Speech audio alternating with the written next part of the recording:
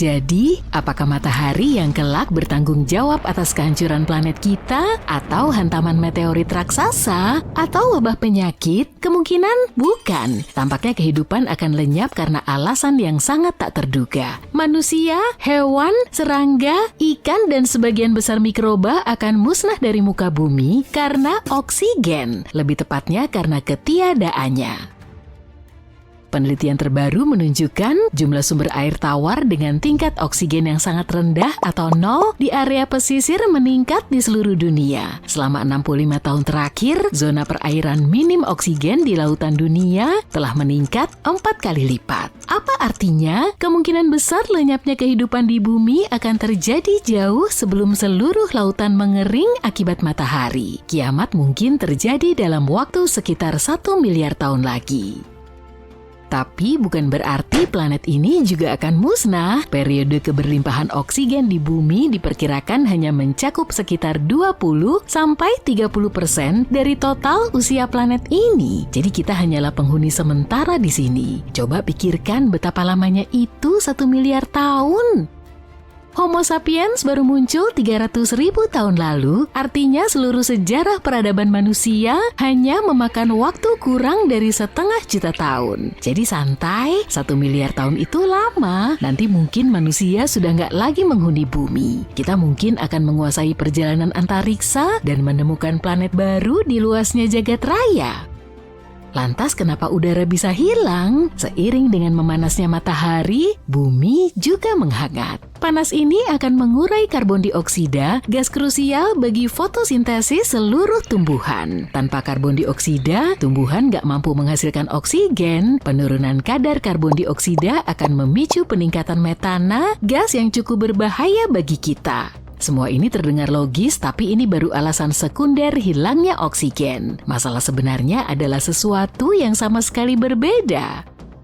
Seiring dengan makin terangnya matahari, ia akan mulai memanaskan bebatuan di bumi seperti granit dan basal. Mereka akan lapuk lebih cepat. Ketika runtuh, batu-batu ini mengambil karbon dioksida dari udara yang bikin bumi menjadi panas. Jika kadar karbon dioksida di udara berkurang, bumi harusnya jadi lebih dingin. Tapi masalahnya matahari akan bersinar semakin terik dan panasnya akan melampaui efek pendinginan ini. Sekalipun bebatuan menyerap karbon dioksida, sengatan matahari akan begitu dahsyat hingga bumi tetap jadi super panas. Kemudian matahari yang lebih intens dan faktor alam lain menyebabkan pelapukan granit dan basal. Batuan ini bereaksi dengan karbon dioksida dan air membentuk karbonat yang masuk jauh ke dalam bumi. Proses ini menghilangkan karbon dioksida dari udara, yang berarti tumbuhan gak bisa memproduksi oksigen sebanyak yang dibutuhkan karena karbon dioksida adalah bahan bakarnya. Selain itu, gunung berapi melepaskan gas yang juga mengurangi jumlah oksigen di udara, jadi matahari melalui penghancuran batuan memengaruhi apa yang terjadi di dalam bumi dan menentukan kadar oksigen di udara. Sekitar 1 miliar tahun lagi, matahari akan menjadi sangat terang hingga nggak ada batuan yang bisa melindungi bumi dari panasnya. Dan pelepasan gas akan menghentikan fotosintesis dan produksi oksigen.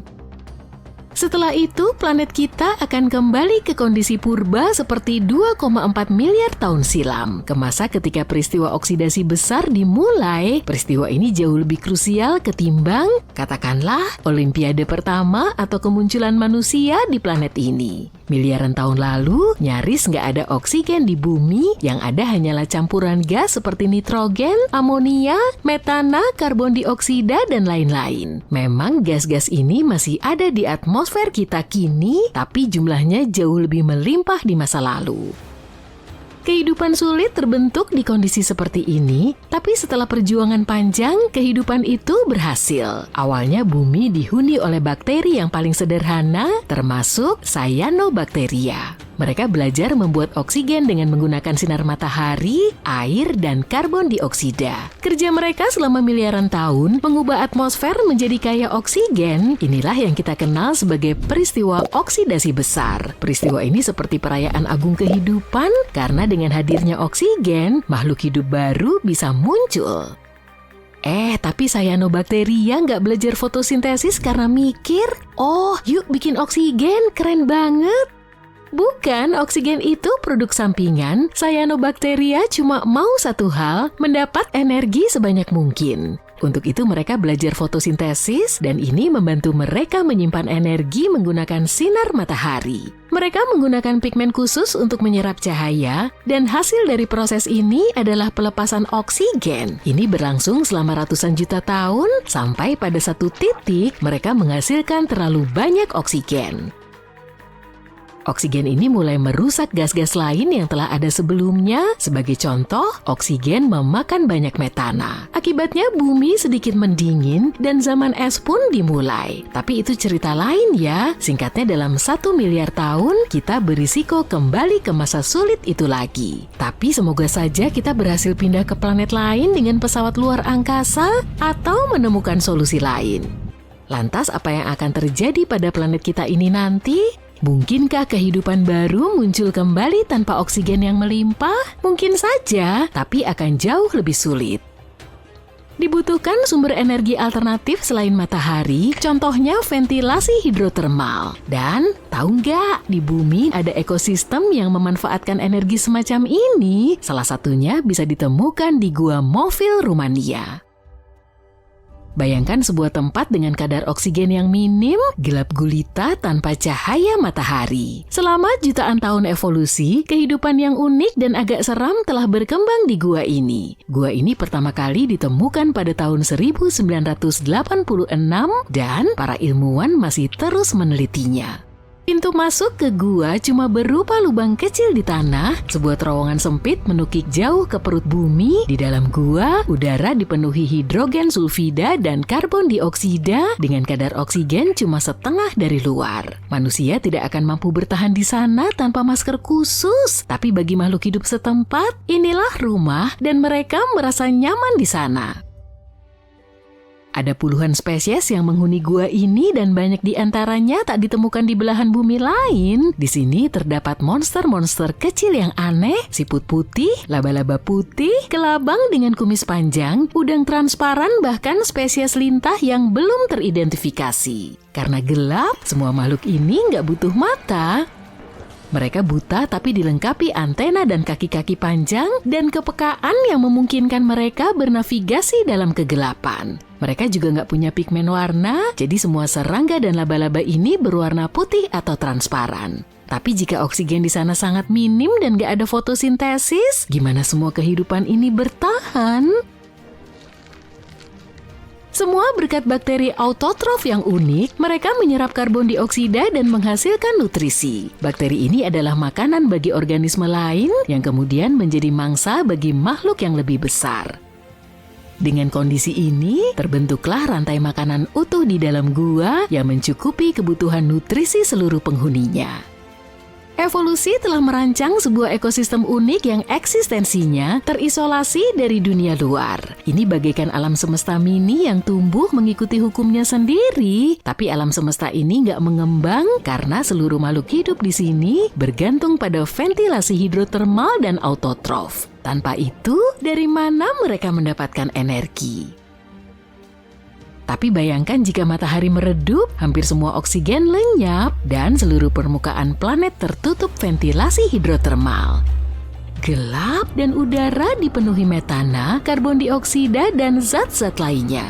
Tahu-tahu kehidupan dimulai, bahkan manusia pun muncul di satu titik. Mereka kayak apa ya? Makhluk pucat, kurus, dan buta dengan lengan super panjang yang membantu mereka bergerak dalam kegelapan. Mereka memelihara hewan kelabang besar atau kecoa yang bergerak tanpa suara di tanah. Manusia pun membisu karena nggak punya paru-paru berisi udara untuk berteriak. Keheningan menyelimuti dunia, komunikasi terjalin melalui sentuhan. Tidak ada lagi perjalanan, semua hidup sendiri-sendiri di dekat sumber hidrotermalnya. Seluruh bumi berubah jadi film horor 1 miliar tahun lagi. Kebanyakan titik-titik gemerlap di langit malam tampak tak terjangkau, tapi ada bintang yang begitu besar dan dekat sampai-sampai kita bisa melihatnya dengan mata telanjang, Betelgeuse. untuk menemukannya, lihat saja 3 titik besar pertama di sabuk Orion. Bintang kemerahan di kirinya itu Betelgeuse. Dia salah satu bintang paling terang yang bisa kita lihat dari bumi. Jaraknya cuma 640 tahun cahaya. Dulu Betelgeuse itu bintang tipe O yang berwarna biru putih, salah satu tipe bintang terpanas yang ada. Panasnya mencapai sekitar 50.000 derajat Celcius, tapi itu dulu banget. Sekarang Betelgeuse sudah menjadi bintang tua dan suhunya mendingin menjadi 3.204 derajat Celcius saja. Bintang biru putih sangat besar dan cahayanya terang luar biasa karena bahan bakar hidrogennya melimpah. Tapi ada harga yang harus dibayar untuk kemegahan ini. Bahan bakarnya habis dengan sangat cepat. Semakin tua, bintang-bintang itu berubah menjadi raksasa merah. Inilah yang terjadi pada Betelgeuse. Bintang ini membakar habis hidrogennya dan mulai membakar helium. Hal ini menyebabkan lapisan luarnya mengembang seperti balon, mengubahnya menjadi bintang super raksasa merah dan menjadikannya salah satu bintang terbesar. Sekarang diameternya sudah lebih dari 1,13 miliar kilometer. Ukurannya 1000 kali lebih besar dari matahari. Jika Betelgeuse menggantikan matahari kita, ia akan menelan Merkurius, Venus, Bumi, Mars, bahkan Jupiter. Dan atmosfernya hampir mencapai Saturnus. Tapi ada yang aneh nih, Betelgeuse berputar jauh lebih cepat dari yang seharusnya untuk bintang sebesar itu. Bintang-bintang besar seperti Betelgeuse biasanya berotasi pelan, tapi tiba-tiba dia berputar dengan kecepatan sekitar 5 km per detik. Berkat teleskop radio yang canggih, permukaan oranye merah Betelgeuse bisa dilihat dengan detail. Dari situlah kita mengetahui kecerahannya seringkali berubah-ubah. Kadang Betelgeuse bersinar sangat terang dan kemudian redup banget. Hal ini terjadi setiap 400 hari sekali. Dan baru-baru ini, sebuah teleskop bernama AMA yang terdiri dari banyak antena yang bekerja sebagai satu instrumen menunjukkan kalau permukaan Betelgeuse tampak bergerak tidak merata. Seolah-olah satu sisi mendekati kita, sementara sisi lainnya menjauh. Tapi semua itu mungkin hanya tipuan cahaya. Betelgeuse nggak semulus matahari. Malah permukaannya sangat nggak rata tuh, seperti kuali yang mendidih. Permukaannya bergejolak dan bergolak dengan sangat dahsyat. Bayangin gumpalan gas panas raksasa yang meletus dari intinya, mencapai permukaan, dan kemudian lenyap kembali ke dalam. Gelembung-gelembung ini bukan cuma lebih besar daripada matahari, tapi juga seluruh orbit bumi mengelilingi matahari. Gelembung-gelembung ini juga naik dan turun dengan sangat cepat, bahkan lebih cepat dari pesawat luar angkasa. Mungkin ini yang mengelabui teleskop kita, jadi ngiranya dia berputar lebih cepat dari aslinya. Beberapa astronom juga menduga kalau Betelgeuse mungkin sudah menelan bintang lain. Dan itu yang membuatnya berputar lebih cepat. Tapi itu semua hanya teori. Keadaan menjadi semakin rumit ketika Betelgeuse meredup sekali lagi, kali ini dengan cara yang tidak terduga. Yang menarik, hal ini ditemukan dengan menggunakan satelit cuaca. Teleskop biasa sulit melihat Betelgeuse dengan jelas karena terhalang atmosfer bumi. Jadi mereka menggunakan satelit yang biasanya mengamati cuaca bumi, tapi juga bisa memotret ruang angkasa. Seperti yang telah disebutkan, Betelgeuse biasanya terang dan meredup setiap 400 hari sekali. Tapi baru-baru ini, tiba-tiba dia redup 2,5 kali lebih parah dari biasanya. Peristiwa ini dinamai peredupan hebat. Teori pertama menyatakan bahwa Betelgeuse mendingin dan mengeluarkan sejumlah besar materi, jadilah awan debu raksasa. Awan ini menghalangi pandangan kita ke bintang itu, jadi kelihatannya jauh lebih redup dari biasanya. Para ilmuwan juga mengamati keanehan pada debu tersebut. Perilakunya mulai berubah yang mungkin menjadi indikasi adanya gangguan di bagian dalam bintang. Siklus terang dan redupnya Betelgeuse sekarang menjadi lebih cepat, cuma 200 hari, bukan 400 hari. Dan yang lebih misterius, ketika musim semi tahun 2023, bintang ini mulai bersinar lebih terang dari kecerahan puncaknya yang normal. Kenapa ini menakutkan? Karena Betelgeuse mungkin sedang bersiap untuk melakukan pertunjukan terakhirnya, dan ini nggak bagus untuk bumi. Kita kayaknya sudah diambang supernova nih. Ketika bintang-bintang masif seperti Betelgeuse kehabisan bahan bakar di intinya, mereka mulai membakar elemen lain seperti karbon, oksigen, dan silikon. Nah, ujung-ujungnya inti mereka isinya besi. Ketika momen itu, semuanya berubah. Menambahkan helium ke besi tidak menghasilkan energi seperti reaksi lainnya. Proses ini malah menyedot energi. Hal ini menyebabkan inti bintang runtuh. Terjadilah apa yang disebut supernova kolaps inti, sebuah pertunjukan yang spektakuler dan menakjubkan. Supernova sangat terang sehingga bisa melampaui cahaya seluruh galaksi, tapi supernova Betelgeuse bakal beda. Karena letaknya yang relatif dekat dengan kita, cahayanya bakal terang banget sampai kita bisa melihat di siang bolong. Ketika saatnya tiba, Betelgeuse bakal bersinar seterang bulan purnama, tapi semua cahayanya bakal terkonsentrasi pada satu titik. Selama kurang lebih 2 bulan, cahayanya akan terang banget sampai kamu bisa baca buku dengan cahaya supernova, bahkan jika semua lampu kota mati dan langitnya cerah. Gagasan untuk menyaksikan Betelgeuse meledak jadi supernova sungguh mendebarkan, karena terakhir kali bintang meledak di galaksi kita terjadi pada masa Johannes Kepler lebih dari 4 abad yang lalu. Peristiwa yang dikenal sebagai SN 1604 atau supernova Kepler ini memukau langit selama berminggu-minggu. Tapi jangan seneng dulu, kita belum tahu pasti kapan terjadinya. Ada penelitian bilang bintang itu mungkin sedang dalam fase pembakaran karbon. Kalau sudah mendekati akhir, Betelgeuse mungkin akan meledak dalam waktu dekat, dalam waktu puluhan tahun ke depan.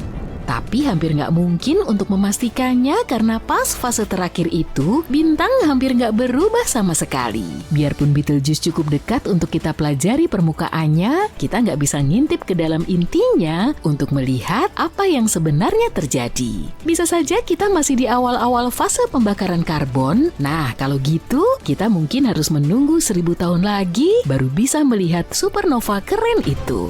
Studi lain memperkirakan bahwa Betelgeuse mungkin memiliki sisa bahan bakar kurang dari 300 tahun di intinya. Mereka bilang Betelgeuse memang secara teratur mengalami pemuaian dan kontraksi, dan pola pulsasinya mengisyaratkan bahwa Betelgeuse jauh lebih besar dari yang kita duga. Nah, ini artinya bintang ini sudah lebih tua umurnya dan makin dekat untuk jadi supernova. Dugaan lain datang dari pengamatan bintang-bintang serupa, misalnya bintang bernama VY-CMA di galaksi kita diperkirakan lebih dekat untuk menjadi supernova daripada Betelgeuse, dan bintang ini telah meredup secara konstan selama seabad terakhir, beda dengan Betelgeuse yang relatif stabil. Jika Betelgeuse akan mengalami supernova, dia bakal meredup secara bertahap dan sangat cepat. Catatan sejarah juga menunjukkan sekitar 2000 tahun yang lalu, orang melihat Betelgeuse berwarna kuning bukan merah. Kalau demikian maka kita mungkin sedang berada di fase awal hari-hari terakhirnya. Dengan kata lain, kita nggak tahu apakah bintang ini akan mengalami supernova besok atau 1000 tahun lagi. Ya udah, kita tunggu aja deh. Tapi katakanlah Betelgeuse menjadi supernova besok, terus kita gimana dong? Supernova tahun 1987 di awan Magellan Besar menunjukkan efek dari supernova kuat banget, bahkan bisa kita rasakan dari jarak yang sangat jauh. Awan Magellan Besar berjarak hampir 170.000 tahun cahaya, dan kita masih mendeteksi radiasinya. Agak sulit untuk menentukan secara pasti seberapa jauh zona bahaya tersebut. Perkiraan kasarnya mungkin sekitar 100 tahun cahaya. Untungnya Betelgeuse nggak akan membahayakan manusia. Jaraknya ratusan tahun cahaya dan supernova nggak akan memengaruhi kita sama sekali. Kita bisa menikmati keindahan supernova tanpa perlu khawatir. Hidup di planet kita yang indah ini mungkin terlihat aman, tapi hanya sampai kamu mulai memikirkan semua bahaya yang mengintai di sekitarmu atau di kegelapan kosmos yang luas. Mari kita lihat apa yang pada akhirnya dapat menyebabkan akhir dari planet bumi. Dengan setiap potensi ancaman baru, semua menjadi semakin menakutkan. Ini peringatan untukmu. Pertama-tama, mari kita bahas tentang Hypercane. Bencana alam ini bisa menjadi sangat ekstrim. Hypercane adalah badai teoritis dengan kekuatan yang tak tertandingi. Ini akan terjadi jika lautan menjadi terlalu panas akibat perubahan iklim. Letusan gunung berapi yang sangat besar juga bisa memicunya.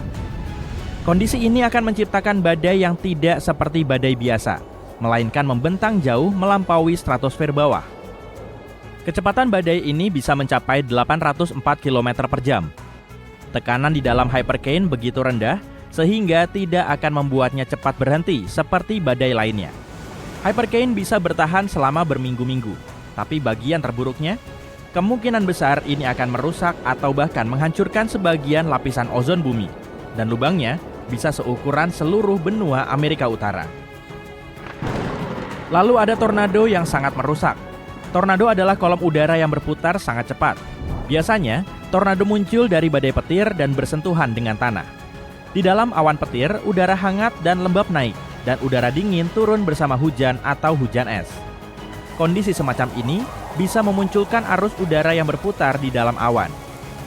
Yang menarik, arus udara ini awalnya horizontal, tapi pada satu titik, arus udara ini bisa menjadi vertikal dan turun dari awan, menjadi tornado. Beberapa tornado berbentuk pusaran seperti tali yang sempit, sementara yang lainnya berubah menjadi corong yang lebar. Tornado diklasifikasikan dengan bantuan skala Enhanced Fujita. Tornado lemah biasanya berlangsung selama beberapa menit dan kecepatannya kurang dari 160 km per jam. Tingkat berikutnya adalah tornado kuat. Angin puyuh ini bisa berlangsung selama 20 menit atau lebih dan kecepatan anginnya mencapai 320 km per jam. Kemudian, ada juga tornado dahsyat yang bisa berlangsung selama lebih dari 1 jam dan bergerak dengan kecepatan antara 320 hingga 482 km per jam. Rata-rata sekitar 1.000 tornado terjadi di Amerika Serikat setiap tahunnya. Bahkan ada sebuah wilayah yang diberi nama Lorong Tornado. Ini adalah wilayah 10 negara bagian di Barat Tengah. Tapi tornado bisa terjadi di negara bagian manapun. Salah satu bencana alam yang paling merusak adalah Tornado Tri-State di Amerika Serikat. Ini merupakan tornado tunggal terlama di dunia yang melintasi Missouri, Illinois, dan Indiana sejauh 354 km. Padahal jalur tornado rata-rata biasanya tidak lebih dari 8 km. Tapi bagaimana jika suatu hari nanti tornado yang jauh lebih besar dan kuat daripada yang pernah kita alami sebelumnya menyapu berbagai negara dan benua? Itu akan meninggalkan kehancuran dan kerusakan total. Bagaimana dengan badai petir supercell? Ini jenis badai petir yang paling jarang terjadi, tapi paling berbahaya. Badai ini dapat menyebabkan cuaca buruk, angin yang merusak, hujan es yang sangat besar, dan bahkan tornado dahsyat. Yang membuat supercell unik adalah angin puyuh yang berputar ke atas dan terus-menerus yang disebut mesocyclone.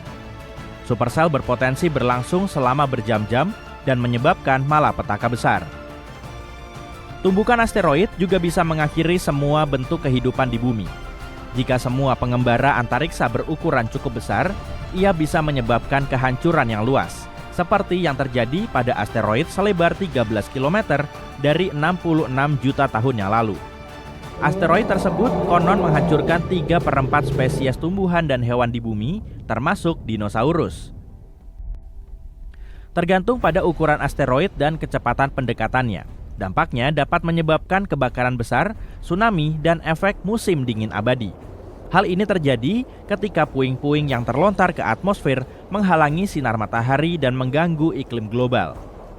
Untungnya, kita mungkin akan melihat asteroid besar yang mendekati planet ini dengan bantuan peralatan yang kita miliki jauh sebelum tabrakan terjadi, sehingga ada cukup waktu untuk menyingkirkan ancaman ini. Bisa jadi matahari kita sendirilah yang akan menyebabkan kiamat.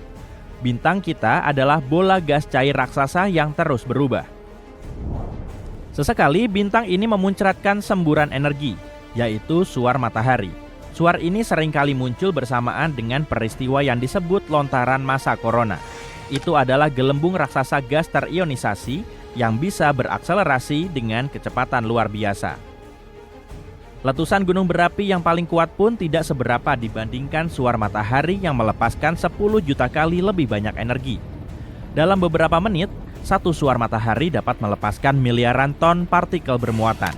Suar matahari juga sangat panas, dengan suhu mencapai beberapa juta derajat. Para astronom percaya bahwa semburan radiasi matahari seperti ini terjadi ketika medan magnet matahari terpelintir di beberapa daerah. Pada suatu saat, semua energi yang terpendam dilepaskan. Bintang memancarkan cahaya dan partikel, sebagian besar berupa elektron dan proton. Kebanyakan suar matahari berlangsung selama beberapa menit, tapi ada juga yang berlangsung berjam-jam. Para ilmuwan mengklasifikasikan suar matahari tergantung pada seberapa terang cahayanya dalam sinar X. Kamu mungkin tidak akan melihat suar kecil tanpa peralatan khusus.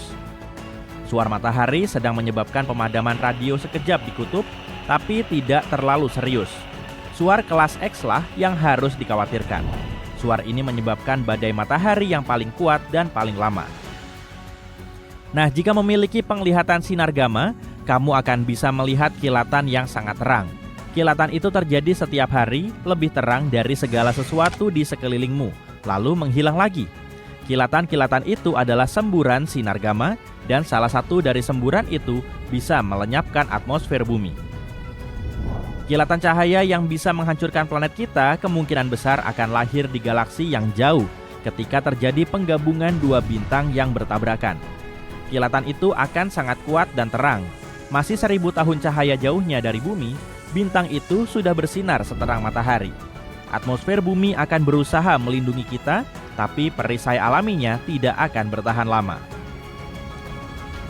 Radiasi yang dihasilkan akan sangat kuat sehingga akan memanaskan atmosfer. Hal ini menciptakan nitrogen oksida yang akan menghancurkan lapisan ozon. Tanpa lapisan ini, sinar ultraviolet yang berasal dari matahari akan menghantam permukaan bumi dengan kekuatan penuh. Sinar ini akan memusnahkan plankton kecil di lautan. Plankton ini menghasilkan 50 hingga 70% dari seluruh oksigen di dunia.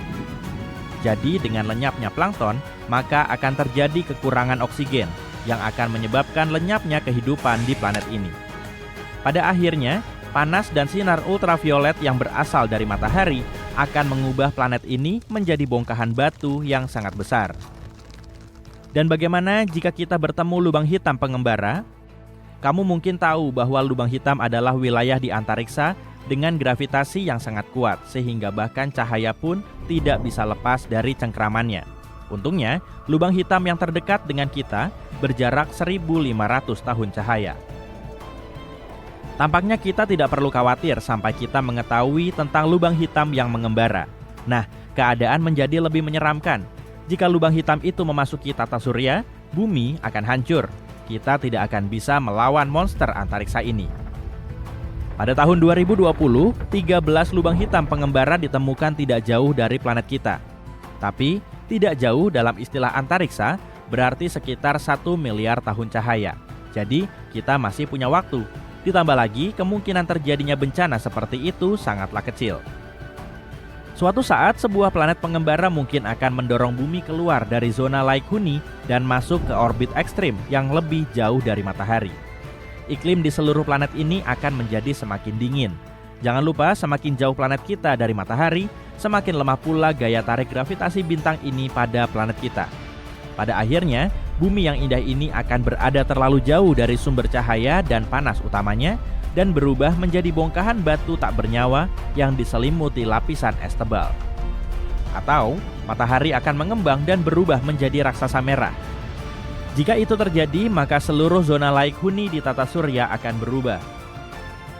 Bencana akan dimulai dengan matahari yang kehabisan hidrogen di intinya. Hal ini akan memicu serangkaian reaksi yang pada akhirnya menyebabkan inti matahari memanas dan semakin padat.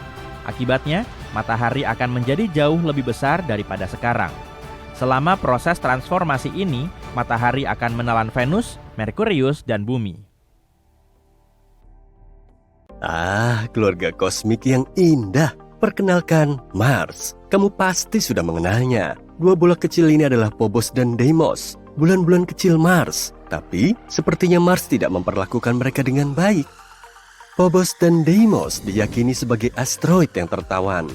Namun, Phobos perlahan bergerak mendekati Mars akibat gravitasi dan diperkirakan akan hancur oleh gravitasi planet ini dalam kurun waktu 30 hingga 50 juta tahun mendatang. Saat itu aku sudah tidak ada. Sepertinya peristiwa ini akan menghasilkan cincin serpihan di sekeliling Mars, mirip dengan cincin Saturnus.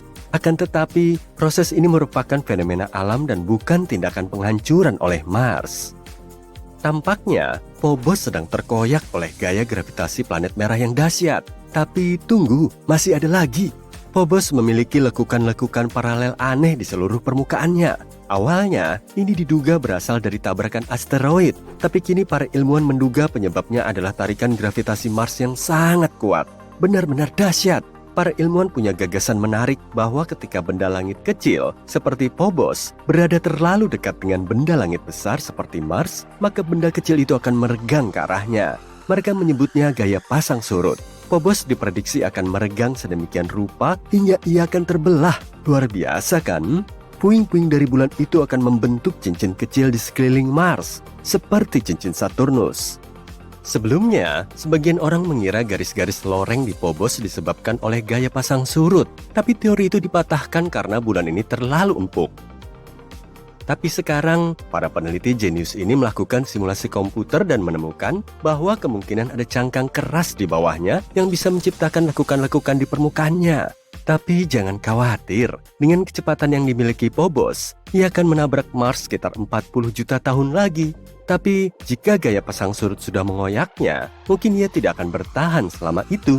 Namun kita masih punya kesempatan untuk mempelajari Phobos lebih jauh.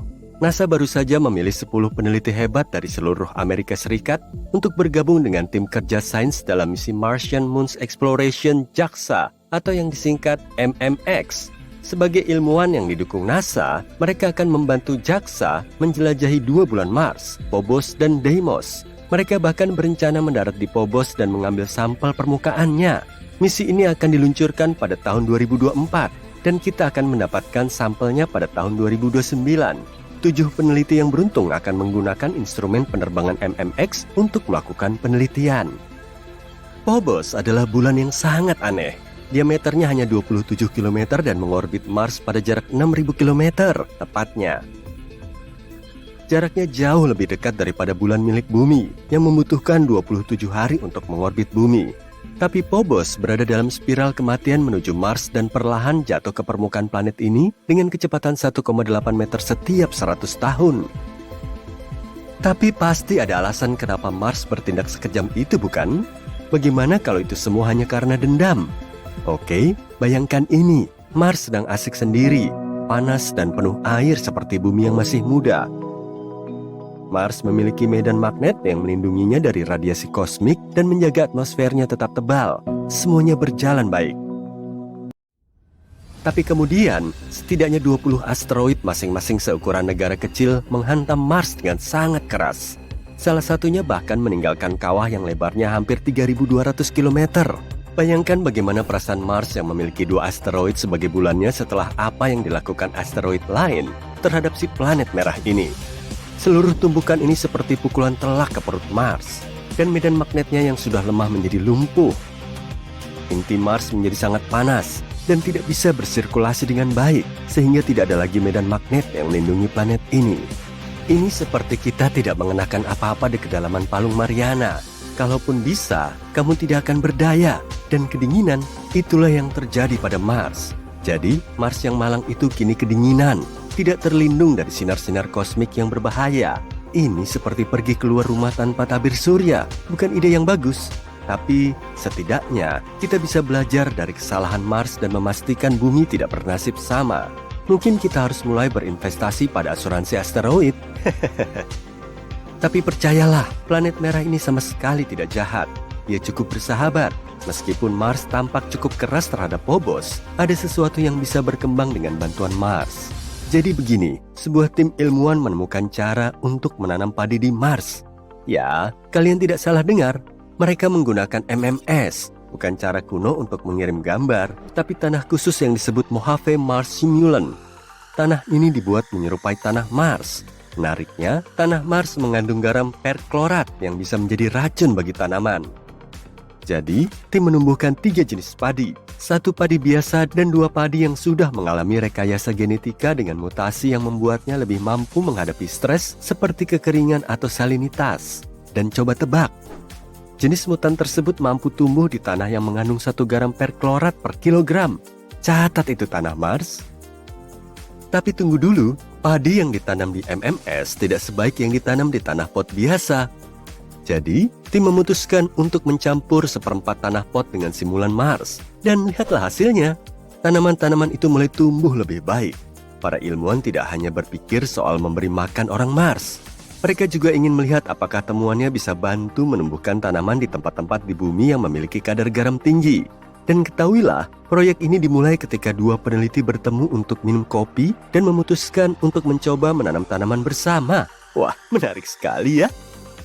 Kamu mungkin akan berkata, "Hei, tapi kalau ingin menanam padi di Mars, kita harus mengirim air dalam jumlah sangat banyak dari bumi, karena tidak mudah untuk memuaskan dahaga tanaman ini." Kalian benar, diperlukan sekitar 1.700 liter air untuk menghasilkan 450 gram beras. Tapi tahukah kamu, para ilmuwan baru saja membuat pengumuman penting dalam Lunar and Planetary Science Conference di Texas. Mereka menemukan gletser peninggalan di dekat khatulistiwa Mars. Benar, ada es di Mars, bahkan di dekat ekuator. Ini berita besar, dan bisa berarti ada lebih banyak es di bawah permukaan Mars. Bukan sembarang gletser, tapi gletser peninggalan yang panjangnya diperkirakan 6 km dan lebarnya mencapai 4 km.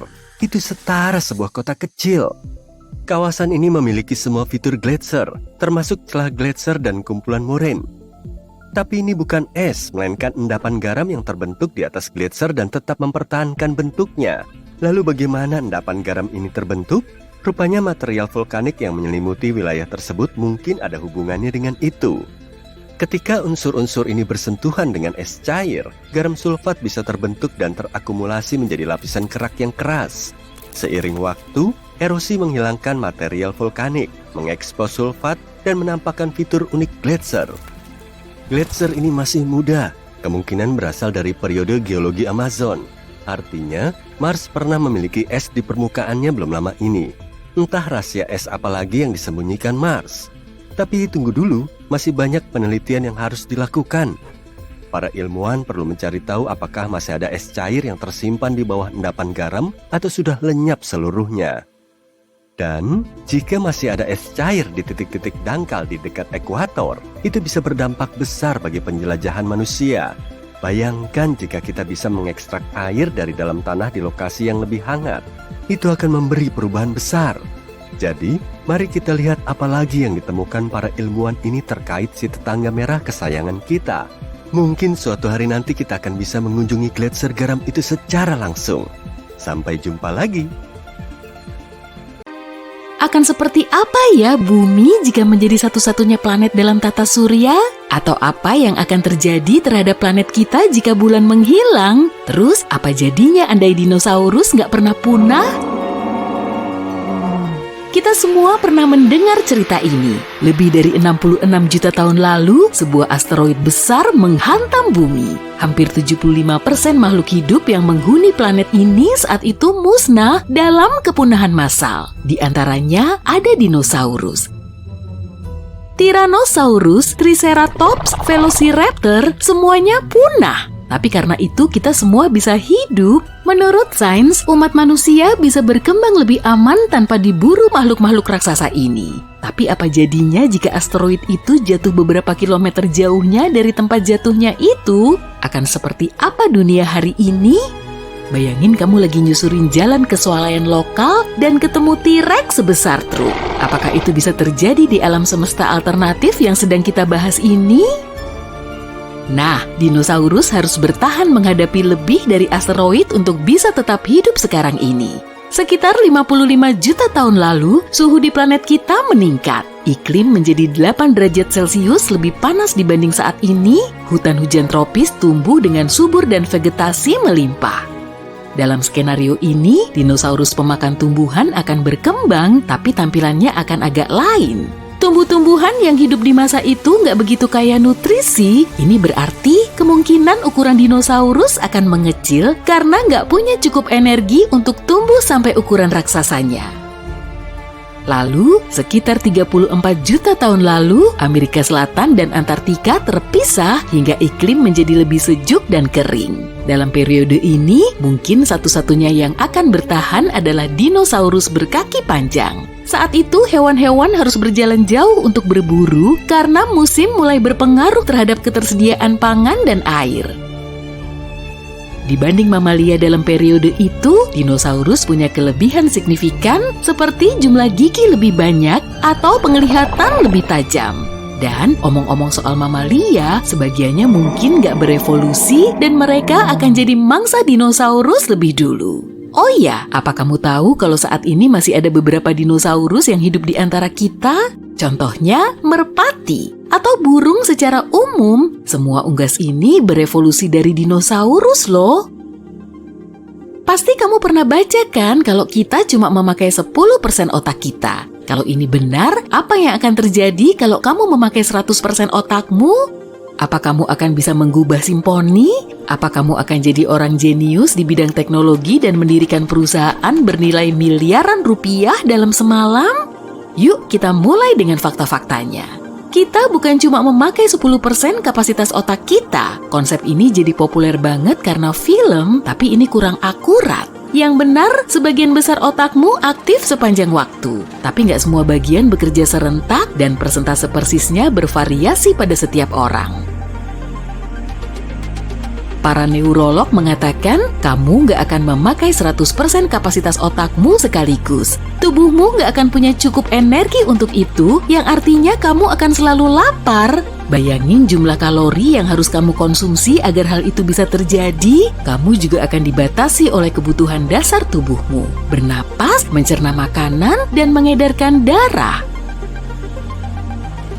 Jadi, jika memakai seluruh kapasitas otakmu, kamu akan selalu capek sepanjang waktu. Ini lebih buruk dari lari maraton tanpa persiapan. Otak akan butuh seluruh darah yang kamu miliki, yang artinya lebih sedikit oksigen bagi paru-parumu. Berbagai organ akan mulai berhenti berfungsi satu demi satu. Pendeknya, ini akan mengerikan bagi kesehatanmu. Omong-omong, beberapa peneliti memperkirakan lebih dari 60% otak tersusun atas sesuatu yang disebut materi gelap saraf. Dengan kata lain, materi gelap ini terdiri dari saraf-saraf tanpa tujuan jelas atau yang nggak merespon berbagai stimulus biasa. Maraton adalah salah satu adu kekuatan dan daya tahan terberat di dunia. Tapi apa yang akan terjadi pada tubuhmu jika kamu mutusin untuk lari maraton tanpa latihan? Data statistiknya luar biasa. Hampir 50% peserta gugur dalam kompetisi itu sebelum garis finish. Maraton biasa berjarak 42 km dan jika kamu nggak terbiasa beraktivitas fisik, ini adalah tantangan besar. Mungkin kamu akan bisa menempuh 1,5 kilometer pertama tanpa masalah serius, tapi kamu bernafas dengan tersengal-sengal dan berat lewat mulutmu. Pada kilometer kelima, suhu tubuhmu akan melonjak naik dan kamu akan merasa seperti meriang ringan. Kemungkinan besar kamu akan nyerah sampai di sini. Tapi jika kamu putusin untuk lanjut, kamu harus mengecoh pikiran dan tubuhmu untuk lari 37 kilometer lagi. Sampai kilometer ke-32, kamu akan mengalami hambatan atau semacam penghalang dari dalam tubuhmu sendiri. Tubuhmu mungkin telah membakar seluruh cadangan glukosa dan kamu akan merasakan kelelahan yang luar biasa. Pelari berpengalaman sekalipun sering ngalamin kondisi ini loh. Di akhir maraton, kamu akan berjanji pada dirimu sendiri gak akan lari maraton lagi. Kamu akan ninggalin kompetisi minimal dengan beberapa kram dan ingin makan macam-macam makanan. Nah, sekarang coba bayangin ini. Ini malam yang cerah dan indah, di langit gak ada awan, dan kamu bisa melihat dua planet paling terang berkedip-kedip di atas sana. Itu planet Mars dan Venus. Kebayang gak apa jadinya kalau Bumi adalah satu-satunya planet dalam tata surya? Kalau planet-planet lain gak pernah ada, segalanya akan benar-benar berbeda di bumi kita. Planet-planet dalam tata surya bekerja sama saling menjaga satu sama lain tetap berada di tempatnya dengan gaya gravitasinya. Nah, jika Merkurius atau Venus nggak ada lagi, bumi bakal meluncur lebih dekat ke matahari. Suhu atmosfer kita akan mirip dengan suhu permukaan Merkurius, yaitu 430 derajat Celcius. Ini bikin mustahil ada kehidupan di bumi. Tapi jika Jupiter dan Saturnus menghilang, kemungkinan besar bumi justru akan meluncur menjauhi matahari dan suhunya akan turun sampai di bawah minus 130 derajat Celcius. Jika kehidupan bisa bertahan dalam kondisi seperti itu, kemungkinan itu hanya berupa kehidupan dalam air. Posisi bumi dalam tata surya bukan cuma berpengaruh terhadap semua bentuk kehidupan, tapi juga menentukan musim, panjang hari, dan juga tahun. Bayangin bukan cuma nggak ada planet lain, tapi bulan juga nggak ada. Apa jadinya jika suatu hari bulan tiba-tiba lenyap? Ini bakal mengakibatkan bencana besar. Bulan paling besar pengaruhnya terhadap pasang surut air di bumi. Di alam semesta tanpa bulan, air akan mengalami surut sekitar 75%-nya. Ini akan berdampak besar terhadap kepiting, kerang, dan siput laut yang hidup di zona pasang surut. Konsekuensinya, ini akan mengganggu pasokan makanan untuk hewan-hewan yang lebih besar. Lambat laun, ini pun memengaruhi seluruh ekosistem pesisir.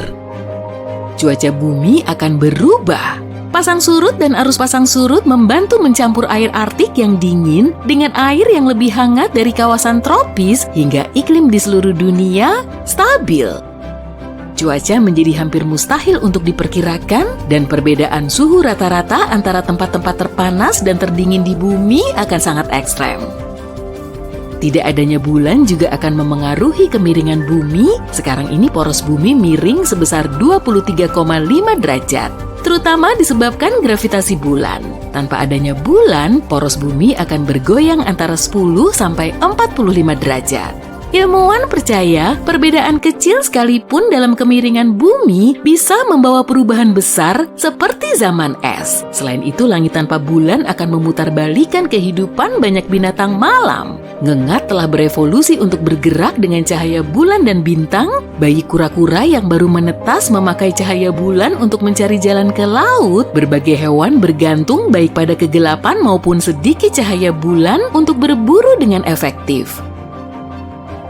Nah, gimana kalau kita kembali ke masa lalu dan kita bayangin seperti apa jika kamu hidup di zaman Mesir kuno? Peradaban ini bertahan selama lebih dari 3.000 tahun. Bangsa Mesir kuno bertanggung jawab atas pembangunan beberapa simbol paling dikenal di dunia, piramida-piramida Giza.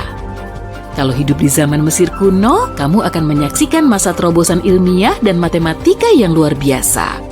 Bangsa Mesir kuno mengatur masyarakat mereka dalam struktur sosial ketat. Jadi mungkin kamu harus masuk salah satu di antaranya. Kamu mungkin lahir sebagai pekerja, petani, atau spesialis, entah itu tentara, pelaut, atau guru. Atau kamu juga bisa jadi bagian dari kaum elit Mesir. Jika kamu seorang petani, mungkin kamu akan tinggal di rumah yang terbuat dari batu bata lumpur, kamu akan punya oven batu dan makananmu akan kamu simpan di dalam lubang di tanah. Kamu menghabiskan hari-harimu untuk merawat ladangmu di tepi sungai Nil atau mengurus ternak dan bebek. Di hari pembayaran pajak, kamu mengemas sebagian panenmu dan membawanya ke kuil sebagai bayaran untuk pemakaian tanah. Sebagai anggota kalangan elit, kamu akan ngabisin sebagian besar waktumu di berbagai perjamuan makan. Kamu akan mengenakan banyak emas dan batu-batu semi permata untuk mamerin kekayaanmu. Jika hidup di Mesir kuno, kamu mungkin jadi salah satu penemu meja. Iya, sebelum bangsa Mesir, belum ada benda yang namanya meja loh. Penemuan ini muncul sebagai cara agar makanan tidak diletakkan di lantai.